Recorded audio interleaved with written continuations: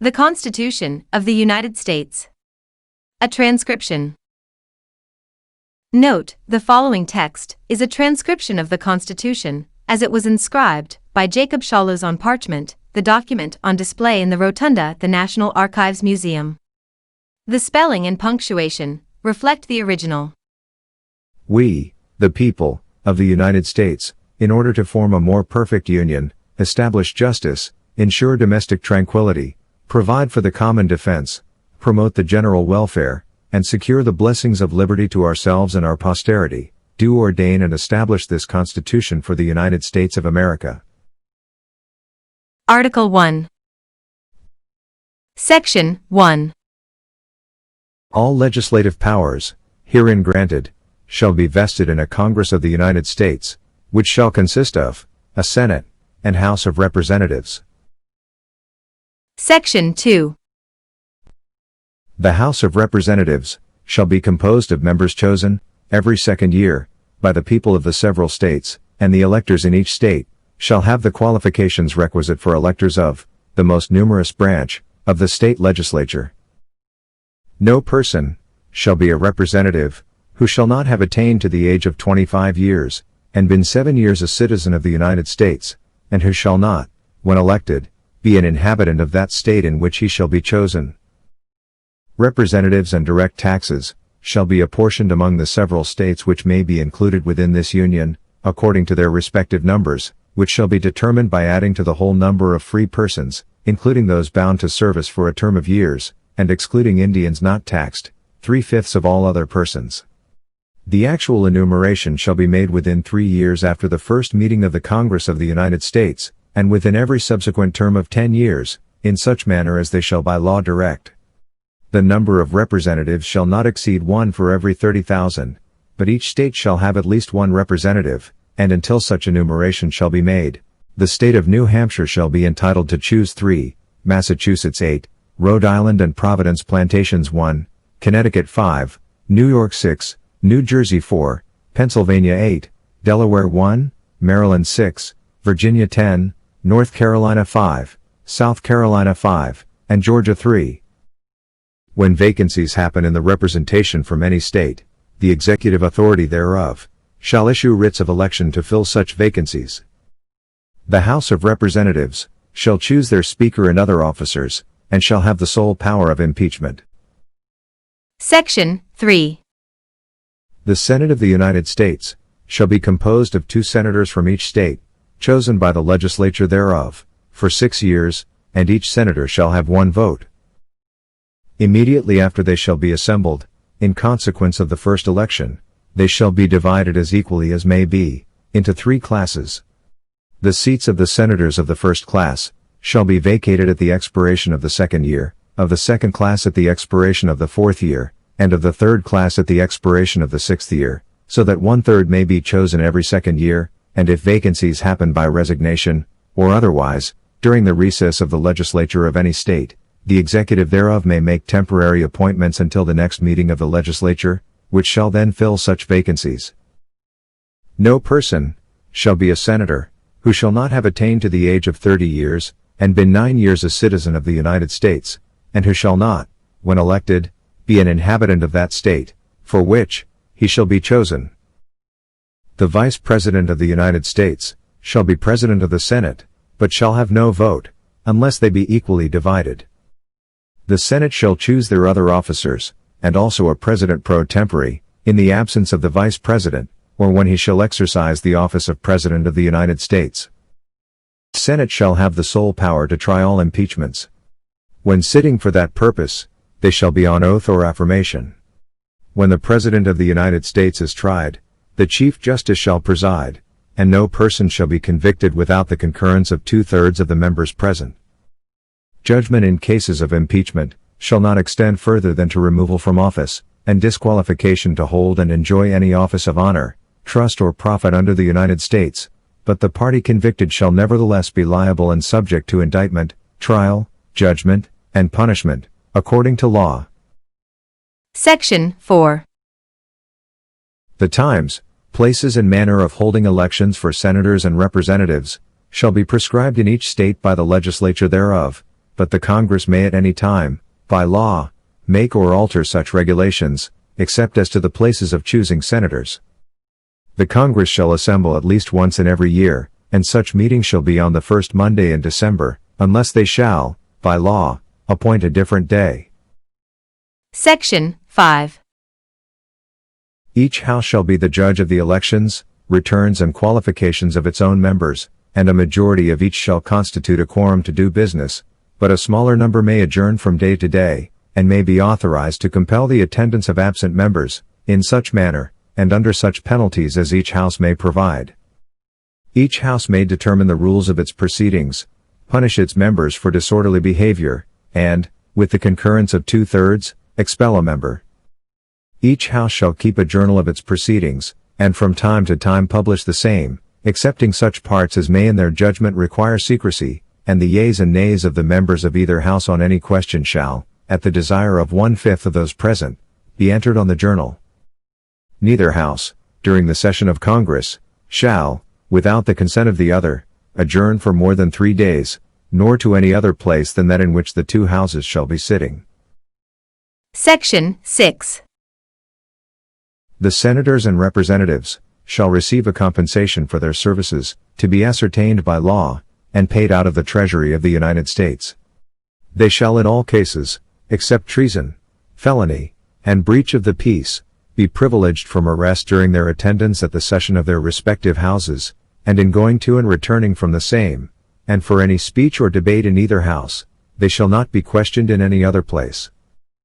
No senator or representative shall, during the time for which he was elected, be appointed to any civil office under the authority of the United States, which shall have been created, or the emoluments whereof shall have been increased during such time, and no person holding any office under the United States, shall be a member of either house during his continuance in office.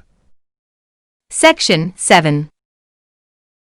All bills for raising revenue shall originate in the House of Representatives, but the Senate may propose or concur with amendments, as on other bills. Every bill which shall have passed the House of Representatives and the Senate, shall, before it become a law, be presented to the President of the United States. If he approve he shall sign it, but if not he shall return it, with his objections to that House in which it shall have originated, who shall enter the objections at large on their journal, and proceed to reconsider it. If after such reconsideration, 2/3 of that House shall agree to pass the bill, it shall be sent, together with the objections, to the other House, by which it shall likewise be reconsidered, and if approved by 2/3 of that House, it shall become a law. But in all such cases the votes of both houses shall be determined by yeas and nays, and the names of the persons voting for and against the bill shall be entered on the journal of each house respectively. If any bill shall not be returned by the President within 10 days, Sundays excepted, after it shall have been presented to him, the same shall be a law, in like manner as if he had signed it, unless the Congress by their adjournment prevent its return, in which case it shall not be a law. Every order, resolution, or vote to which the concurrence of the Senate and House of Representatives may be necessary, except on a question of adjournment, shall be presented to the President of the United States, and before the same shall take effect, shall be approved by him, or being disapproved by him, shall be repassed by 2/3 of the Senate and House of Representatives, according to the rules and limitations prescribed in the case of a bill. Section 8. The Congress shall have power to lay and collect taxes, duties, imposts, and excises, to pay the debts and provide for the common defense and general welfare of the United States, but all duties, imposts and excises shall be uniform throughout the United States. To borrow money on the credit of the United States. To regulate commerce with foreign nations, and among the several states, and with the Indian tribes. To establish an uniform rule of naturalization, and uniform laws on the subject of bankruptcies throughout the United States. To coin money, regulate the value thereof, and of foreign coin, and fix the standard of weights and measures. To provide for the punishment of counterfeiting the securities and current coin of the United States. To establish post offices and post roads. To promote the progress of science and useful arts, by securing for limited times to authors and inventors the exclusive right to their respective writings and discoveries. To constitute tribunals inferior to the Supreme Court. To define and punish piracies and felonies committed on the high seas, and offenses against the law of nations.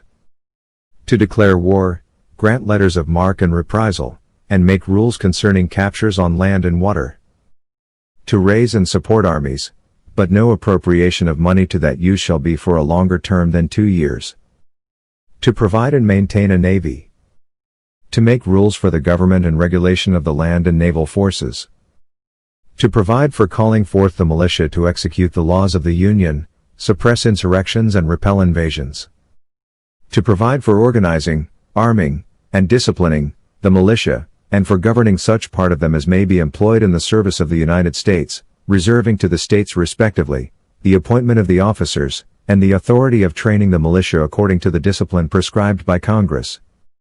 To exercise exclusive legislation in all cases whatsoever, over such district, not exceeding 10 miles square, as may, by cession of particular states, and the acceptance of Congress, become the seat of the government of the United States, and to exercise like authority over all places purchased by the consent of the legislature of the state in which the same shall be, for the erection of forts, magazines, arsenals, dockyards, and other needful buildings, and to make all laws which shall be necessary and proper for carrying into execution the foregoing powers, and all other powers vested by this Constitution in the government of the United States, or in any department or officer thereof.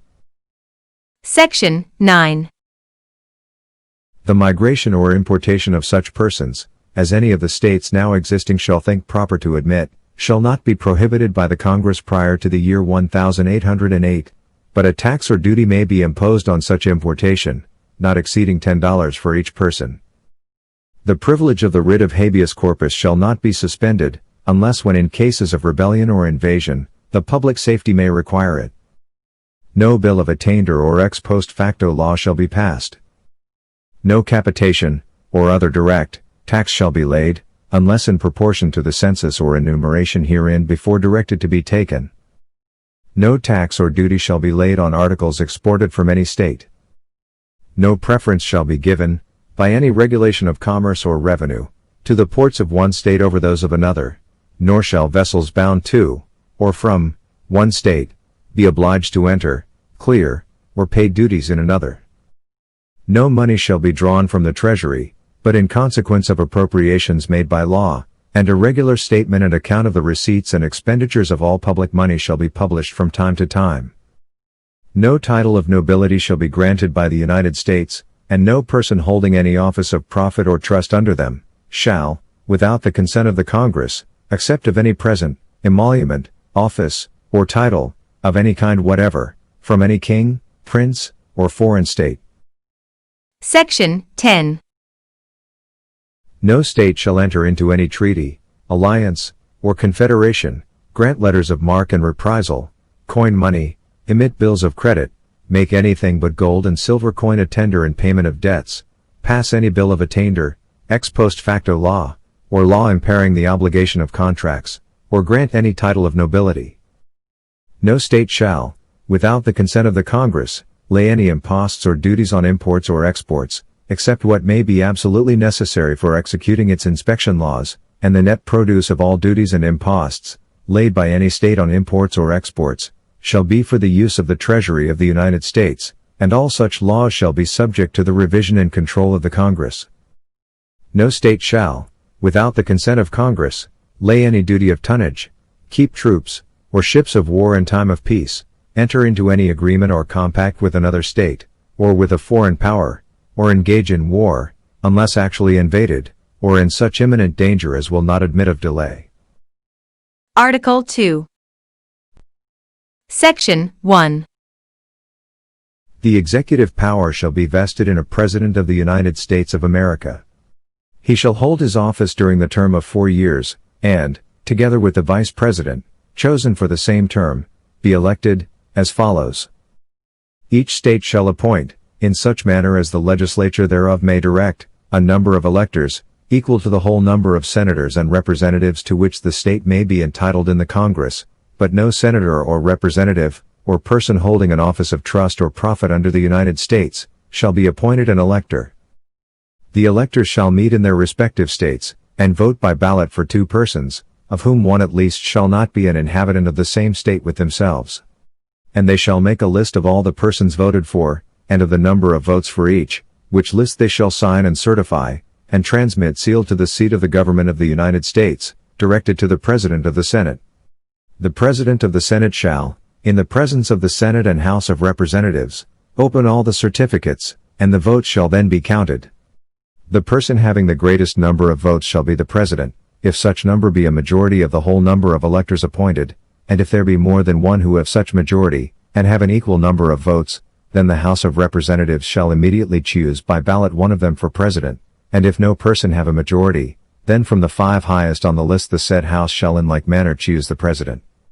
But in choosing the President, the votes shall be taken by states, the representation from each state having 1 vote.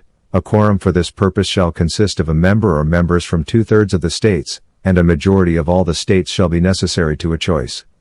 In every case, after the choice of the President, the person having the greatest number of votes of the electors shall be the Vice President. But if there should remain 2 or more who have equal votes, the Senate shall choose from them by ballot the Vice President. The Congress may determine the time of choosing the electors, and the day on which they shall give their votes, which day shall be the same throughout the United States. No person except a natural-born citizen, or a citizen of the United States, at the time of the adoption of this Constitution, shall be eligible to the office of President, neither shall any person be eligible to that office who shall not have attained to the age of 35 years, and been 14 years a resident within the United States. In case of the removal of the President from office, or of his death, resignation, or inability to discharge the powers and duties of the said office, the same shall devolve on the Vice President, and the Congress may by law provide for the case of removal, death, resignation or inability, both of the President and Vice President, declaring what officer shall then act as President, and such officer shall act accordingly, until the disability be removed, or a President shall be elected.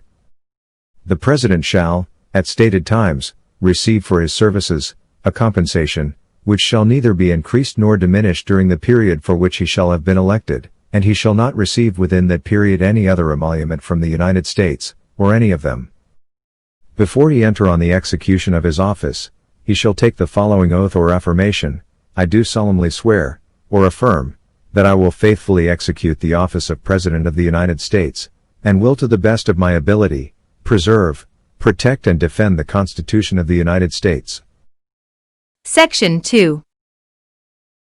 The President shall be Commander-in-Chief of the Army and Navy of the United States, and of the militia of the several states. When called into the actual service of the United States, he may require the opinion, in writing, of the principal officer in each of the executive departments, upon any subject relating to the duties of their respective offices, and he shall have power to grant reprieves and pardons for offenses against the United States, except in cases of impeachment. He shall have power, by and with the advice and consent of the Senate, to make treaties, provided 2/3 of the senators present concur, and he shall nominate, and by and with the advice and consent of the Senate, shall appoint ambassadors, other public ministers and consuls, judges of the Supreme Court, and all other officers of the United States, whose appointments are not herein otherwise provided for, and which shall be established by law, but the Congress may by law vest the appointment of such inferior officers, as they think proper, in the President alone, in the courts of law, or in the heads of departments. The President shall have power to fill up all vacancies that may happen during the recess of the Senate, by granting commissions which shall expire at the end of their next session. Section 3. He shall, from time to time, give to the Congress information of the state of the Union, and recommend to their consideration such measures as he shall judge necessary and expedient. He may, on extraordinary occasions, convene both houses, or either of them, and in case of disagreement between them, with respect to the time of adjournment, he may adjourn them to such time as he shall think proper. He shall receive ambassadors and other public ministers. He shall take care that the laws be faithfully executed, and shall commission all the officers of the United States. Section 4. The President, Vice President and all civil officers of the United States shall be removed from office on impeachment for, and conviction of, treason, bribery, or other high crimes and misdemeanors. Article 3. Section 1. The judicial power of the United States shall be vested in one Supreme Court, and in such inferior courts as the Congress may from time to time ordain and establish. The judges, both of the supreme and inferior courts, shall hold their offices during good behavior, and shall, at stated times, receive for their services, a compensation, which shall not be diminished during their continuance in office. Section 2.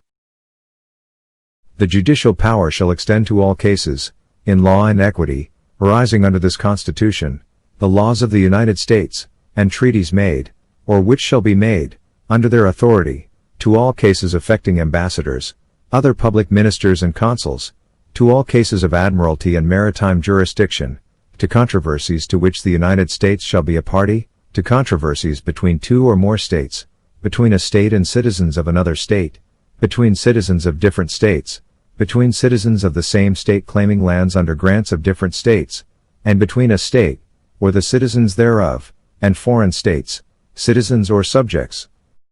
In all cases affecting ambassadors, other public ministers and consuls, and those in which a state shall be party, the Supreme Court shall have original jurisdiction. In all the other cases before mentioned, the Supreme Court shall have appellate jurisdiction, both as to law and fact, with such exceptions, and under such regulations as the Congress shall make.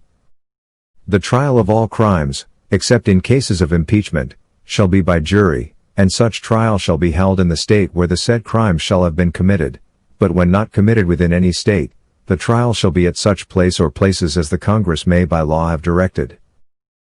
Section 3. Treason against the United States shall consist only in levying war against them, or in adhering to their enemies, giving them aid and comfort. No person shall be convicted of treason unless on the testimony of two witnesses to the same overt act, or on confession in open court. The Congress shall have power to declare the punishment of treason, but no attainder of treason shall work corruption of blood, or forfeiture except during the life of the person attainted. Article 4. Section 1. Full faith and credit shall be given in each state to the public acts, records, and judicial proceedings of every other state. And the Congress may by general laws prescribe the manner in which such acts, records and proceedings shall be proved, and the effect thereof. Section 2. The citizens of each state shall be entitled to all privileges and immunities of citizens in the several states. A person charged in any state with treason, felony, or other crime, who shall flee from justice, and be found in another state, shall on demand of the executive authority of the state from which he fled, be delivered up, to be removed to the state having jurisdiction of the crime. No person held to service or labor in one state, under the laws thereof, escaping into another, shall, in consequence of any law or regulation therein, be discharged from such service or labor, but shall be delivered up on claim of the party to whom such service or labor may be due. Section 3. New states may be admitted by the Congress into this Union, but no new state shall be formed or erected within the jurisdiction of any other state, nor any state be formed by the junction of two or more states, or parts of states, without the consent of the legislatures of the states concerned, as well as of the Congress. The Congress shall have power to dispose of and make all needful rules and regulations respecting the territory or other property belonging to the United States, and nothing in this Constitution shall be so construed as to prejudice any claims of the United States, or of any particular state. Section 4. The United States shall guarantee to every state in this Union a republican form of government, and shall protect each of them against invasion, and on application of the legislature, or of the executive, when the legislature cannot be convened, against domestic violence. Article 5. The Congress, whenever 2/3 of both houses shall deem it necessary, shall propose amendments to this Constitution, or, on the application of the legislatures of 2/3 of the several states, shall call a convention for proposing amendments, which, in either case, shall be valid to all intents and purposes, as part of this Constitution, when ratified by the legislatures of 3/4 of the several states, or by conventions in 3/4 thereof, as the one or the other mode of ratification may be proposed by the Congress, provided that no amendment which may be made prior to the year 1808 shall in any manner affect the first and fourth clauses in the 9th section of the first article, and that no state, without its consent, shall be deprived of its equal suffrage in the Senate. Article 6. All debts contracted, and engagements entered into, before the adoption of this Constitution, shall be as valid against the United States under this Constitution, as under the Confederation. This Constitution, and the laws of the United States which shall be made in pursuance thereof, and all treaties made, or which shall be made, under the authority of the United States, shall be the supreme law of the land, and the judges in every state shall be bound thereby, anything in the Constitution or laws of any state to the contrary notwithstanding. The senators and representatives before mentioned, and the members of the several state legislatures, and all executive and judicial officers, both of the United States and of the several states, shall be bound by oath or affirmation, to support this Constitution, but no religious test shall ever be required as a qualification to any office or public trust under the United States. Article 7. The ratification of the conventions of 9 states shall be sufficient for the establishment of this Constitution between the states so ratifying the same. The word, the, being interlined between the 7th and 8th lines of the first page, the word, 30, being partly written on an erasure in the 15th line of the first page, the words, is tried, being interlined between the 32nd and 33rd lines of the first page, and the word, the, being interlined between the 43rd and 44th lines of the second page. Attest, William Jackson, Secretary. Done in convention, by the unanimous consent of the states present the 17th day of September, in the year of our Lord, 1787, and of the independence of the United States of America, the 12th, in witness whereof, we have hereunto subscribed our names. George Washington, President and Deputy from Virginia. Delaware. George Reed, Gunning Bedford Jr., John Dickinson, Richard Bassett, Jacob Broom. Maryland. James McHenry, Dan of St. Thomas Jennifer, Daniel Carroll. Virginia. John Blair, James Madison Jr. North Carolina. William Blunt, Richard Dobbs Speight, Hugh Williamson. South Carolina. John Rutledge, Charles Coatsworth Pinckney, Charles Pinckney, Pierce Butler. Georgia. William Few, Abraham Baldwin. New Hampshire. John Langdon, Nicholas Gilman. Massachusetts. Nathaniel Gorham, Rufus King. Connecticut. William Samuel Johnson, Roger Sherman. New York. Alexander Hamilton. New Jersey. William Livingston, David Brearley, William Patterson, Jonathan Dayton. Pennsylvania. Benjamin Franklin, Thomas Mifflin, Robert Morris, George Clymer, Thomas Fitzsimons, Jared Ingersoll, James Wilson, Gouverneur Morris. The previous was created from a transcription of the Constitution, as it was inscribed by Jacob Shallus, on parchment, the document on display in the rotunda at the National Archives Museum. The spelling and punctuation reflect the original.